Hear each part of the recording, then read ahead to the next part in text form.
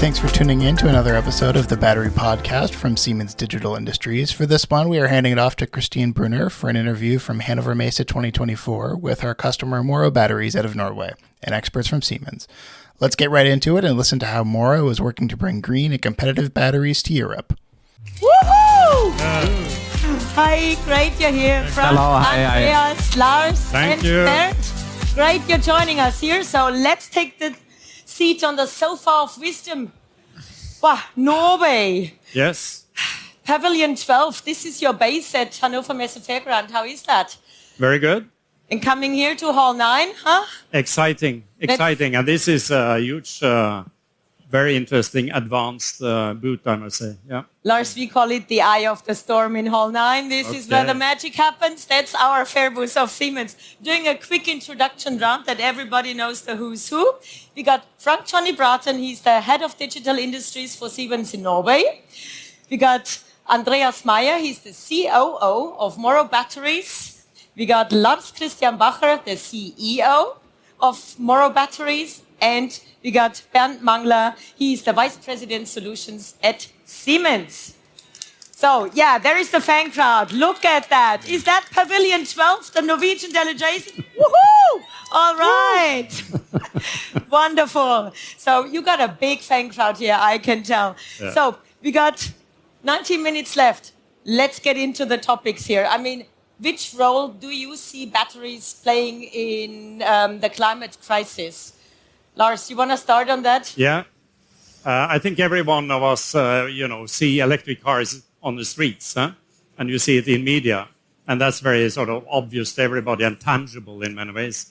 But what is more unknown, perhaps, is what is needed in the whole energy transition. If you want to have more renewable energy from solar and wind and expand the grid, you need batteries to stabilize that grid. And this energy storage systems is a huge market already and growing even more. And this is where we are sort of starting out in the energy storage and more niche markets, and the cars will come later. So this is like also your perspective in regards of the vision for the battery industry, that all of this is even more important in the near future. Can you elaborate on Siemens' commitment and the ability to support, Bernd? Yes, of course. I mean, three things, but first of all, of course, thanks. I really would like to thank Morrow and Lars and Andreas for the trust and the willingness to cooperate with us. That is absolutely the base for whatever we do. Now, normally a customer always asks me, Bernd, if you join or if we join you, what can you bring to the party? And I think the three things we can bring to the party is that, number one, we have really a holistic portfolio where we can really serve what is happening in the battery industry end to end. Whether it's the tools for design the product, for simulate the product, where it's the tools to design the factory or simulate the factory, when to operate the factory, the shop floor, across the whole lifetime. I think that's something we can really, where we have a very strong offering we can bring to the table. Second, I think in terms of our experience, our teams, not just along the whole value of a battery, but what we have also cross-industry experience on a global scale, where we can, the experience, the ideas, and what we also learn along the way, we can bring to the table. And third, and I think this is also very important, above and beyond what we have today, we have a dedicated team working with you to say, what can we do to make the next step in terms of, for example, finding out very early in the process whether there is a flaw in the material, but we are not going all the way to produce a cell which you can then throw away. If I may add to this, we are a company around 170 employees, more than 30 different nationalities, 40% females, and we have a lot of experience in or inside in-house, among others, Andreas.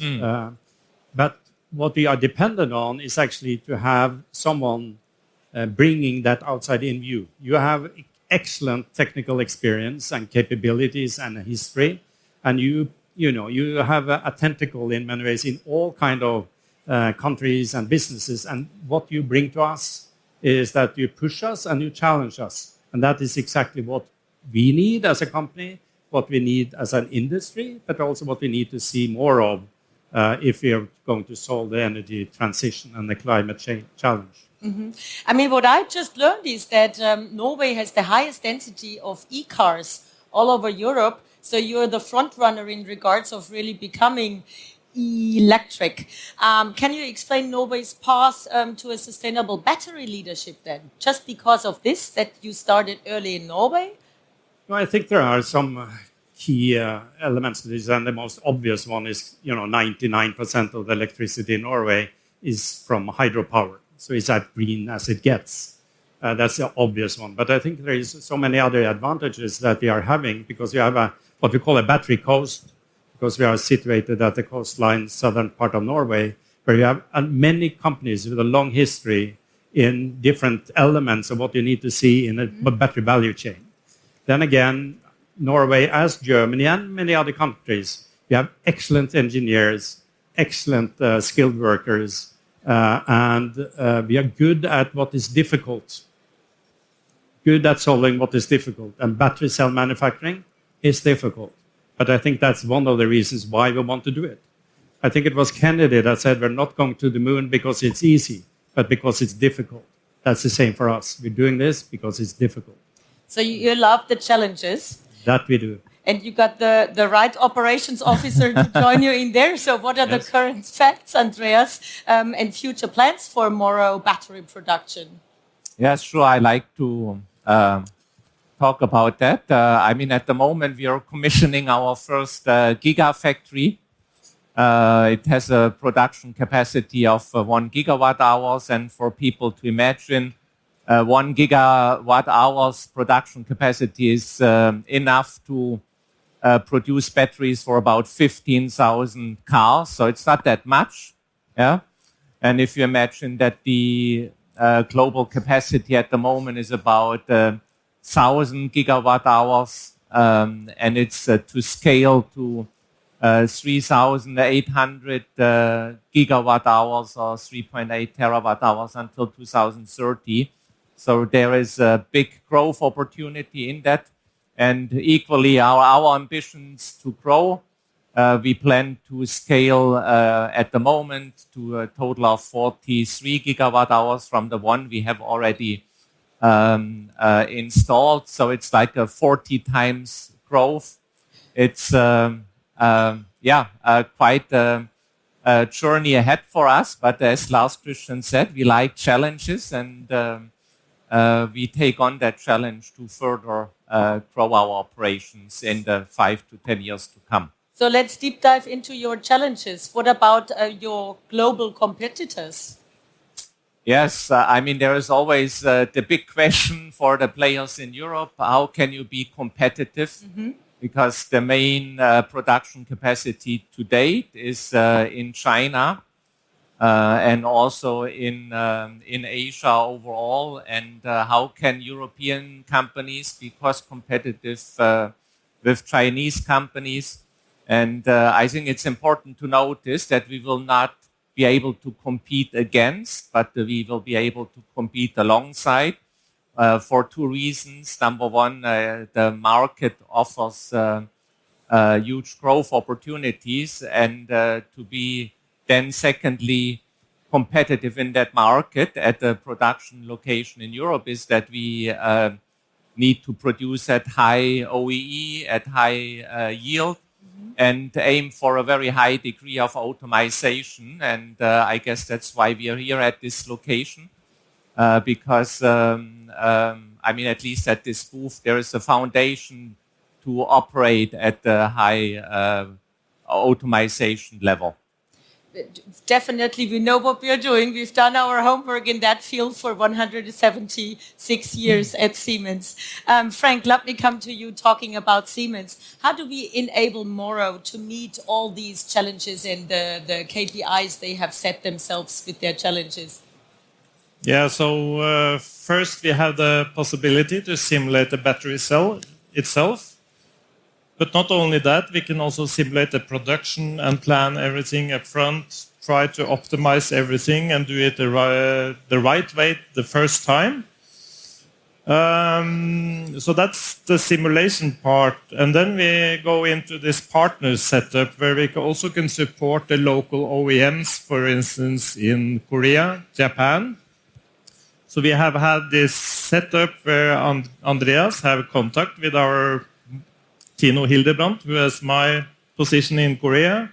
And then we try to support the whole value chain in order to support Morrow as the end user, getting the machine in the right time with the right setup and make sure that everything goes smooth. So we can kind of support with our digitalization and then also the whole value chain, talking to everyone in a closed loop. So I think we have a good partner setup to support Morrow to have successful production quite soon.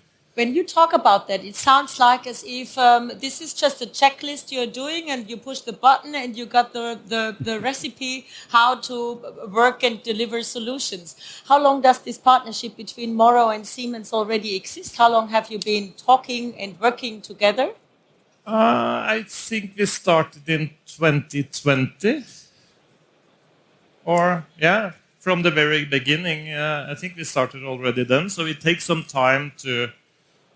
Yeah, exactly. That were the first, when we first started discussions and we kind of formed the basis of our collaboration, and really the detailed technical discussion goes 3 years back when we started specifying the equipment, specifying the automation level and the control approach. Mm-hmm. When we talk about achieving high yield and high quality in battery production, what are your golden nuggets you want to share with us?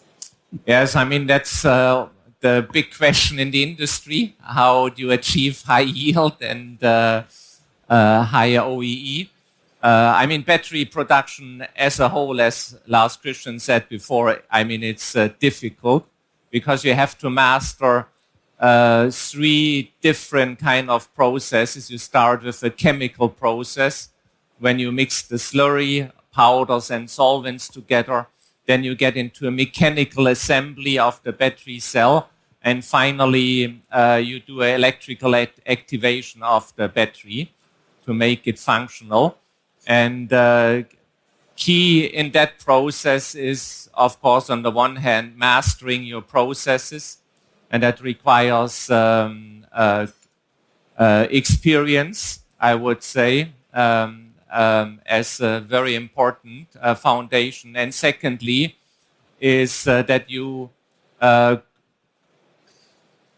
collect data about your processes. And with that data, on the one hand, do effective process control, but also use that data for the best use of understanding what happens in your processes, and do kind of a continuous improvement based on the data you gather. And the heart of that data system is the manufacturing execution system, or MES, which I believe will be really the essence of driving OEE improvements and yield improvements. And Lars jumps in. In this industry, like every industry, there is something called a learning curve. You know, you learn, you improve, and then you become better. Yeah. And our first sort of proof point of that is our batteries that we are offering to the market. Because after a few months of production, the cycle life improved by 30% and the energy density by 10%. So there is something about, you know, the skilled workers, the engineers that we have in Europe that and many other places that, you know, makes me believe that we will be able to make it. And in addition, Andreas is humbled in this, but we have also been able to recruit people that have done it before. And I think that is something that you really should look for if you want to invest in and work with a battery company. Do they have people that have done it before? Because it is difficult. In regards of that it's difficult, you looked for a good company to give you support. You just could have been the customer but you chose to go for a partnership. Why is that? I think there is something about understanding that the best way to really become good yourself is to have someone that know you well, Yeah. and you love them well, so that you can play on each other's strength and thereby add to this and become gradually better. So that's why. I guess it's also meaning trust. And that's what we from Siemens are very, very well proud that you see us as a trusted partner in supporting you in your challenges. And I think the team in Norway definitely has done something right in regards of really having those happy customers here on site now. Can you provide an update on the current status and also the next step of the partnership? I'm looking to you, Bernd, and then later on to you, Lars, to comment on Bernd's. Yeah, maybe one remark. I think why it is also very honoring for us, but also very important for us as Siemens. I mean, currently, if we look to the newspapers, if we watch TV, there is a lot of discussion about the transformation of the mobility of e-cars. However, forward-looking, a few years ahead, the topic of storage in terms of sustainable energy, not just on the street, but for the whole society, becomes more and more, in my eyes, even dominant. And therefore, I am very happy that we were able to come to this partnership, because I think it's also incredibly important for Siemens that, today is a lot of e-car, but that we already work with companies in forward thinking about battery technology for storage, for the grid, for this whole topic, which also fits very well in our targets that we want to be an important player in the whole area of sustainability. And in terms of the next step, of course, when it is an absolute must for me to keep up with the speed, the still ever-changing technology in this area. It's an emerging thing where now a lot of money fuels into research and development, the speed, and what we contribute with our knowledge to find ways to increase the yield and all that. Yeah. I think for us, the most important now, short term, is actually to get this plant up and running. Because there is the best proof point that you can have is actually demonstrating that you are able to do it. And we will learn tons based on that, I'm sure. And we want to take that learning into the next step. So we have a strategy to take us to 43 gigawatts. And the timeline for that will be a little bit dependent on, how we juggle around this for the rest of the year. But I'm not sure very many that are aware of the following. December 2020, this company was established. It's regulating the land for industrial purposes, applying for a building permit. We got that approved in 4 weeks. We started building 9 months later. The factory is there, and then we put the production equipment inside. In other words, 3.5 years after the company was established, we will have a gigafactory in Norway producing batteries. 3.5 years, I think that's pretty good for a startup. Yeah, that deserves definitely a big round of applause here. That is wonderful. And I want to bring in here Veronika Bienert, was on stage just before. She's the CEO of Siemens Financial Services. You want to jump in there with the support from financing side, which has been given there as a partnership as well? Yeah, we are very proud to have Siemens as an investor in Morrow. That is extremely strong, brings extremely strong validation of the company and the technology. We are not focusing on, technology development within production technology, but more on the chemistry, battery chemistry side of it. And it has been very, very helpful for us. It helps attract other investors, and we have a Danish nursery fund investing in the company, and Norwegian companies and other industrial companies. So very, very helpful, very grateful. And we are very proud, as said, that we are part of that partnership and looking forward to maybe next year's Hannover Messe, talking about how that all went and get first-hand information from you about how many gigawatts you've been delivering. We will be very glad to participate next year. Thank you so much. You. Big round of applause to our 4 panelists here. Morrow Batteries, definitely a company to watch on the market. As always, a big thanks to the audience for listening to the Battery Podcast. If this is your first episode, make sure to check out our other episodes with customers and experts from around the world of battery. Make sure to subscribe so you don't miss the next episode. And until next time, you can check out our website, siemens.com/battery, to learn more.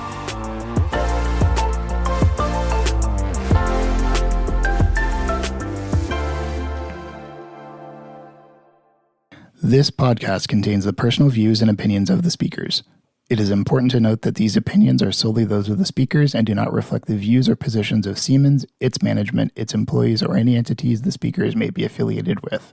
Siemens as a company does not endorse any of these statements made in the podcast. Siemens bears no responsibility for ensuring the content's accuracy or verifying the statements made in this podcast.